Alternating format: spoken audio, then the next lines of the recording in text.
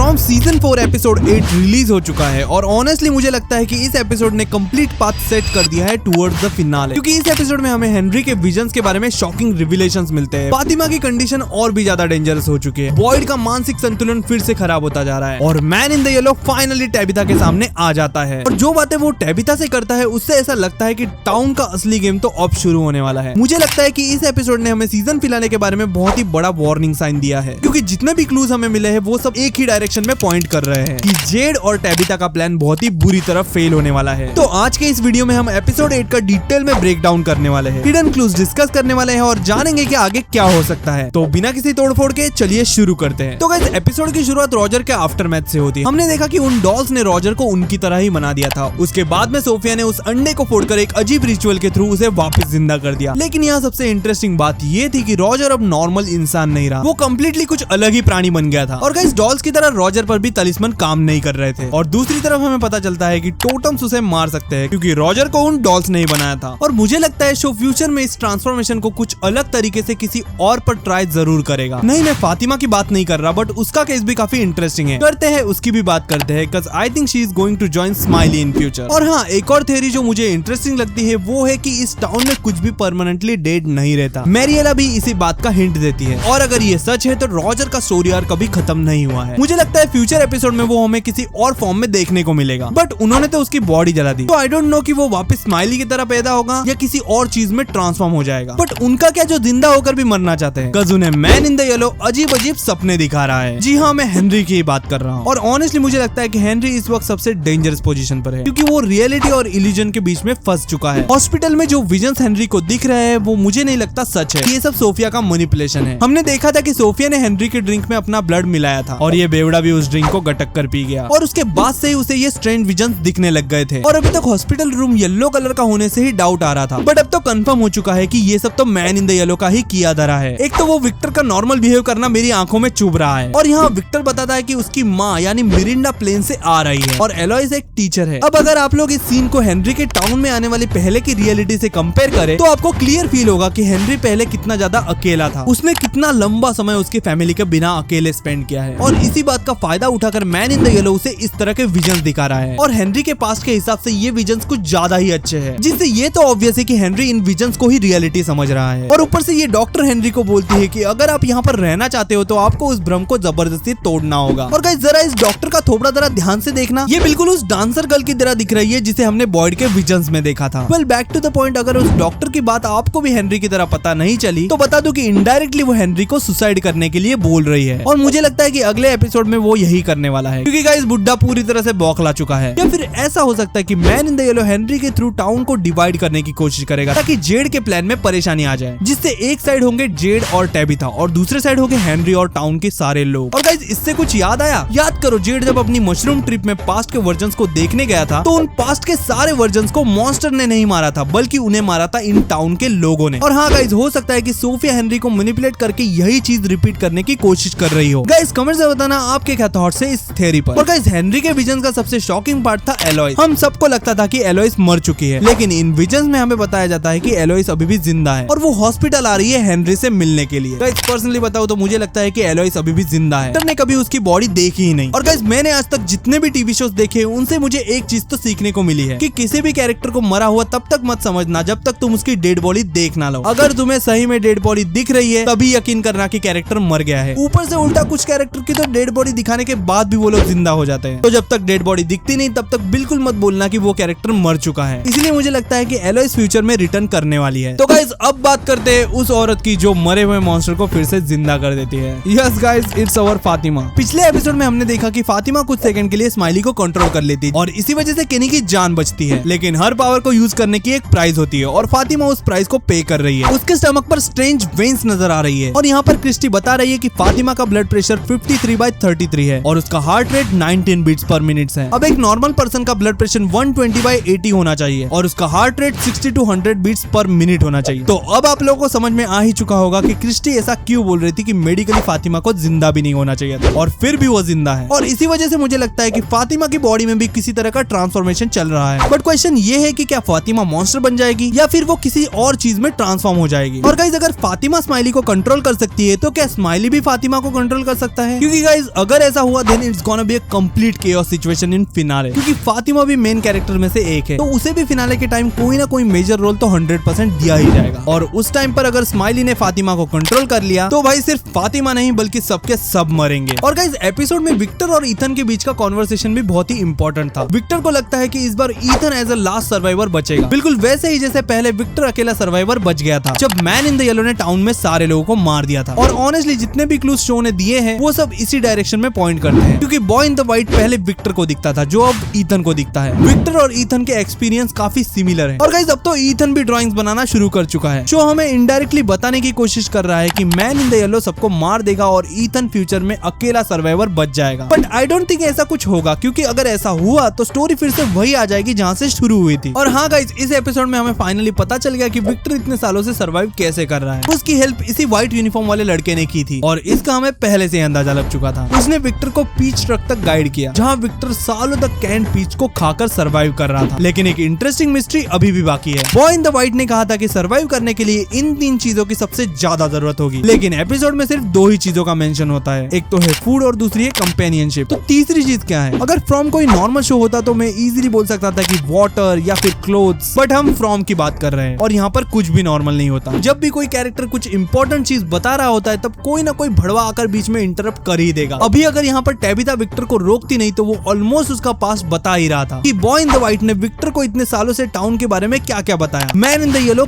क्या कर रहा है। गाइस मुझे तो लगता है कि इस विक्टर को ये भी पता है कि मैन इन द येलो कौन था, बट अब थैंक्स टू टैबिथा हमें कुछ घंटा भी नहीं पता चलने वाला। तो गाइस अब आते हैं एपिसोड के सबसे इंपॉर्टेंट मूवमेंट पर, मैन इन द येलो और टैबिथा की meeting. Honestly it was shocking कि ये साला टैबिथा से मिलना ही क्यों चाहता है, और ऐसा नहीं कि वो टैबिथा को मारना चाहता है। और जिस तरह से man in the yellow Tabitha से बात कर रहा था उससे ऐसा लग रहा था कि पास में मिरिंडा और man in the yellow already मिल चुके हैं और दोनों ने साथ में काम भी किया होगा। बट फिर मिरिंडा को इस कमीने की असलियत के बारे में पता चल गया होगा, जिस वजह से मैन इन द येलो ने मिरिंडा का गेम बजा दिया। क्योंकि गाइस इस सीन में यहाँ पर मैन इन द येलो खुद बोल रहा था कि तुम्हें पता है मैं कौन हूँ, जिससे मैंने जो थ्योरी बताई है वो पॉसिबल होने के चांसेस काफी बढ़ जाते हैं कि पास में मिरिंडा या उसका कोई पास्ट का version man in the yellow के साथ में मिलकर काम कर रहा था। और हाँ यहाँ मैन इन द येलो बताता है कि उसने जिम को यही मारा था और उसने जिम का एक दांत भी संभाल कर रखा है, जिससे ये भी क्लियर हो गया कि विक्टर को जो लास्ट एपिसोड में पैकेट मिला था वो सब दांत ऐसे ही जिम की तरह अपने मेन कैरेक्टर के पास्ट के वर्जन्स के होंगे। बट आगे मैन इन द येलो एक इंपॉर्टेंट हिंट देता है। वो कहता है बोन्स को निकालना शायद चिल्ड्रंस को फ्री कर दे, बट उससे अनइमेजिनेबल सफरिंग भी शुरू हो सकती है। और गाइस विलन खुद आके वार्निंग दे रहा है, मतलब इनका वो बोन निकालने वाला प्लान कुछ ना कुछ तो यूज रिवील जरूर करने वाला है। बट अब ये तो पक्का है कि बोन निकालने से ये कर्ज तो नहीं टूटने वाला, बिकॉज़ अगर ऐसा होता तो मैन इन द येलो यहाँ पर टैबिथा के साथ में हाय हेलो की जगह डिनर कर रहा होता और गाइस इसका डिनर खुद